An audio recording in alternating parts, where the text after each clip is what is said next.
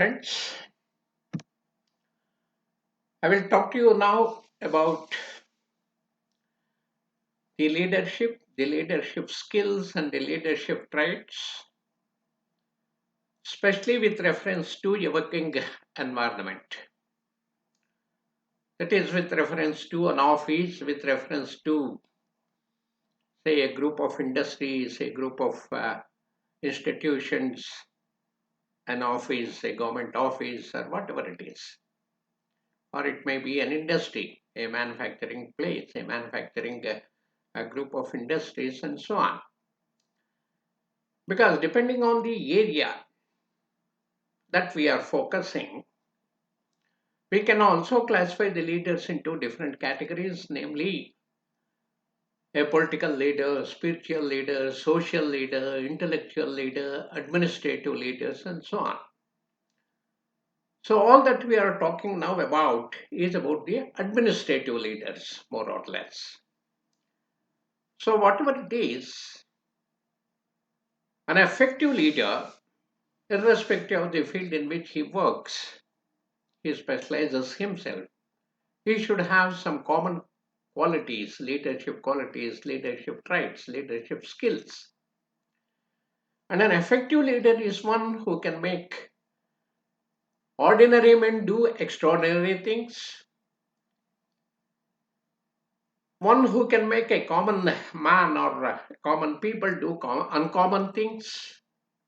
And leadership is lifting of man's abilities, man's sights to a higher vision, the rising of man's standard to a higher performance. So, the building of a man's personality beyond its normal limitations. So, that is the objective of any leader. And based on the very particular nature of those leaders, we can also classify the leaders into different categories further as authoritarian leader, democratic leader, persuasive leader, participative leader, delegative leader, transactional leader, transformational leader, and so on. So, in this, the authoritarian leader is one who has got an authority, who is your boss, and who has got official control on you. So, on account of the control and on account of the powers that he enjoys on you, he may also threaten you to do certain things, and he may also accomplish the goals. He may command the people working under him, he may threaten them, he may threaten them of or discharging them from the duty if they don't perform up to his expectations, or he may cut short your promotion, your increments, your salaries. So, on account of that, also a leader can accomplish the goals, and he can definitely he can extract the work from you or the work from the people working under them. So, but that is not really a good quality of a leader.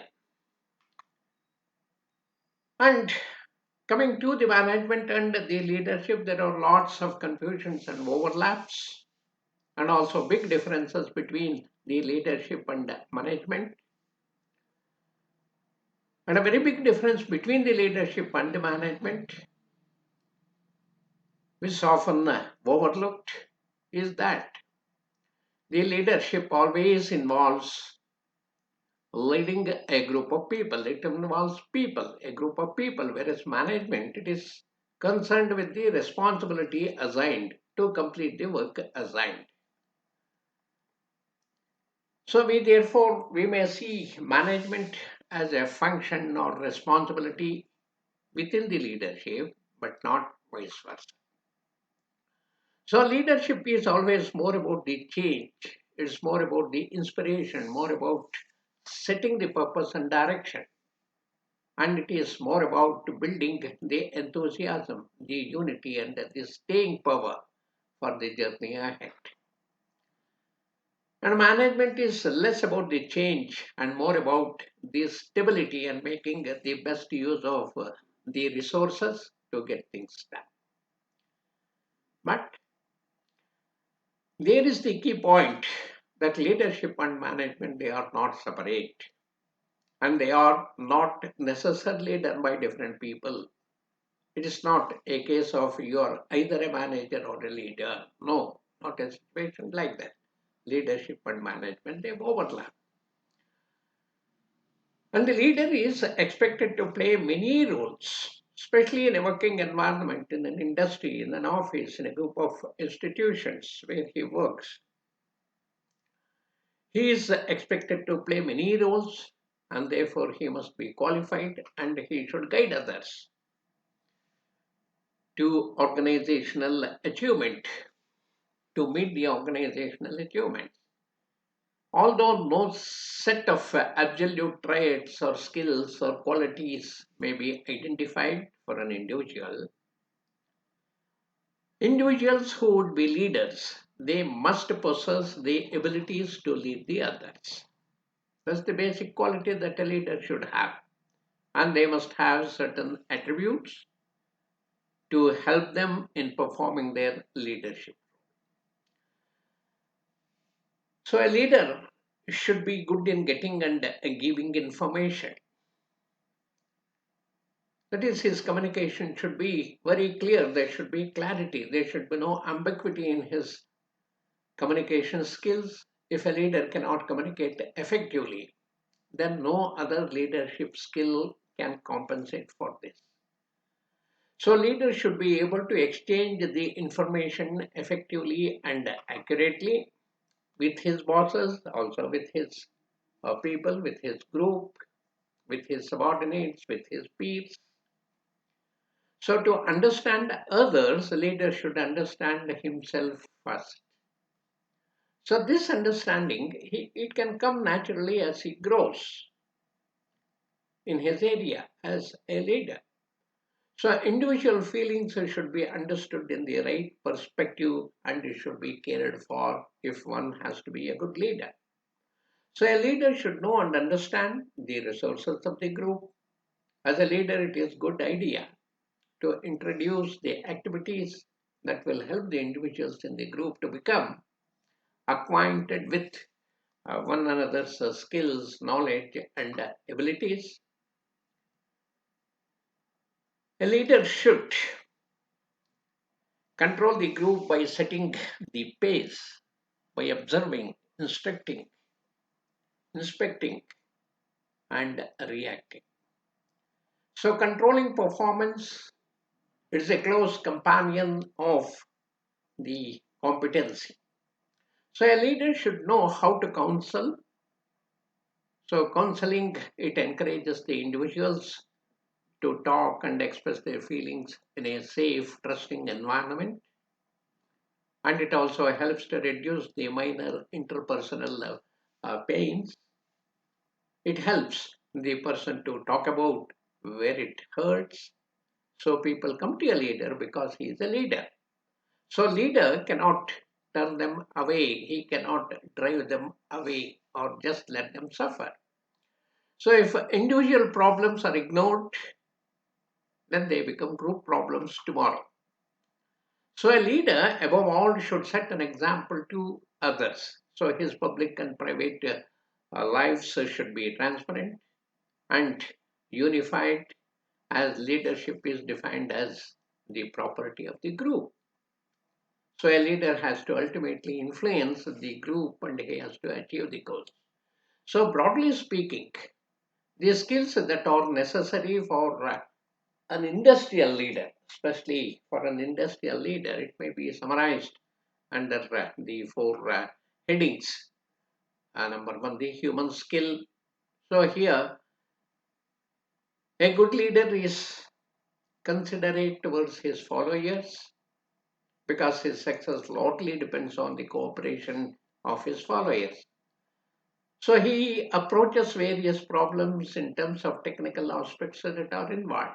So a leader should have an understanding of human behavior.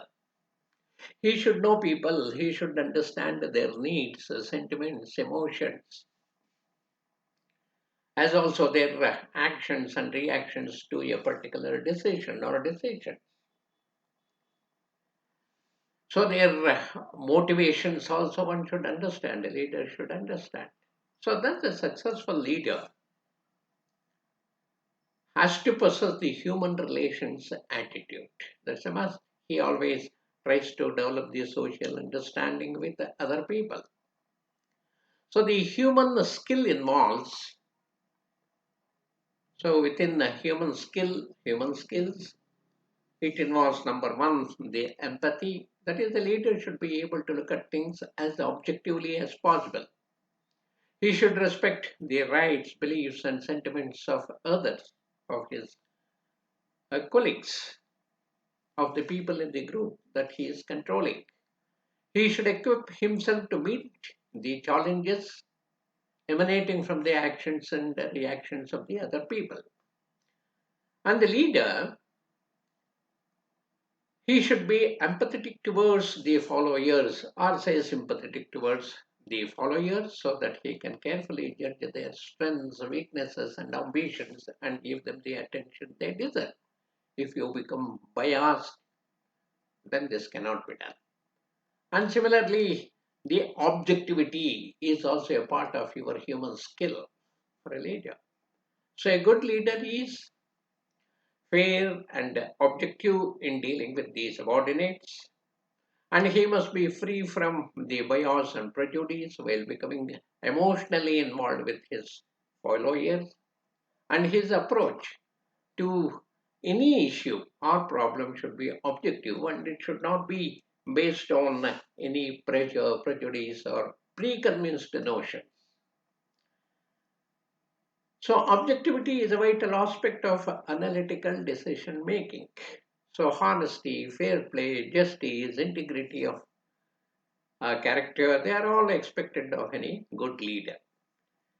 And similarly, more important for a leader is the communication skills. A leader should have the ability to persuade, to inform, to stimulate, to direct and convince his subordinates. To achieve this, a leader should have good communication skills. Good communicators definitely seems to find it easier to discharge their responsibilities because they all relate to others more easily and they can better utilize the available resources. And also the teaching skill, a leader should have the teaching skill. He should have the ability to demonstrate how to accomplish a particular task, means he should himself have the knowledge on the subject, and he should also have the skill of imparting that knowledge to others who are working for him. And also the social skill, that is, the leader should understand his followers. He should be helpful, he should be sympathetic, friendly. A leader should have the ability to win his followers' confidence and their loyalty. And also, the conceptual skills are also very, very important in the case of a leader. The essential aspect of the executive process in an organization, any organization for that matter, is the sensing of the organization as a whole, sensing of the organization as a whole, and the total situation relevant to it. And this conceptual skill or skills, it also includes an understanding of the organizational behavior, not only the individual behavior, but the organizational behavior, understanding the competitors of the firm, and knowing the financial status of the firm. And then the leader should also have good personal skills. This is the most important task of the leader, that is to get the best from the others. And that is possible only if he possesses certain qualities like the intelligence, he should be emotionally matured. A leader should be, I mean, his personal motivation should be very good. He should be personally motivated. His integrity should be very high. And he should have the flexibility of mind. So these are all the qualities that a leader should have in any working environment, in any office.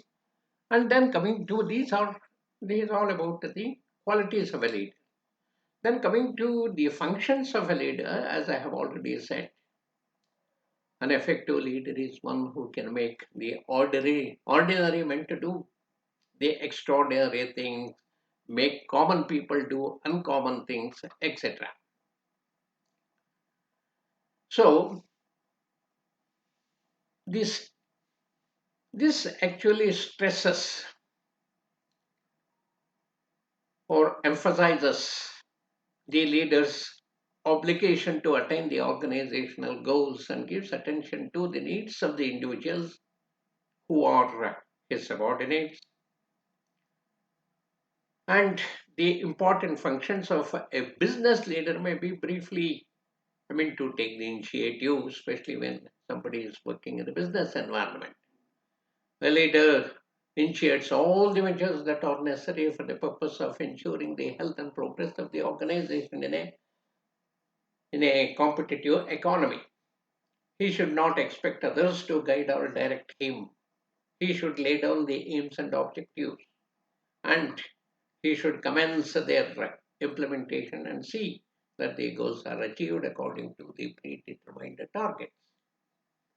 And he should also identify the group goals, and he should help the group identify and attain their goals. So, thus, a leader is a goal setter also.